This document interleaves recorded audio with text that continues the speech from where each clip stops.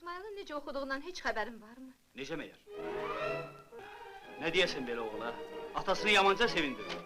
Mən elə bilirdim ki, mənim oğlum artıq böyüyüb, bundan sonra mənə kömək olacaq. Sən demə o, tənbəlin biriymiş, üstəlik qorxaqmış da, qiymətlərini atasından gizlədir. Yox əzizim, mən sənin kimi qorxağı tənbəli özümlə heç yerə apara bilmərəm. Bu nə hərəkətdir? Təqsirkar özünü iki alan sən, hələ bir... Yaxşı, uşağın ürəyin üzmə. Qiyamət qopmayıb ki. İki alanda nə olar? Odur, kənd sovetinin oğlu Səməd 2 ildir ki, bir sinifdə qalır. Heç gözünü də filəmirlər. Günü gündən də yenilənir. Yaxşısı budur, sən qarışma. Mən sənin xətrinə dəymək istəmirəm. Ancaq uşağı sən körlamısan, onu ərköyün qorxaq tənbəl böyütmüsən. Sən mənim üstümə heç çığırma. Sən öz oğlunun qaydına qal. Onu yad qızının ayağına vermə. Sən də, ay Dilara xanım, ürəyin necə qıydı, dilin necə gəldi? Mən bunu ondan gizlədə bilməzdim.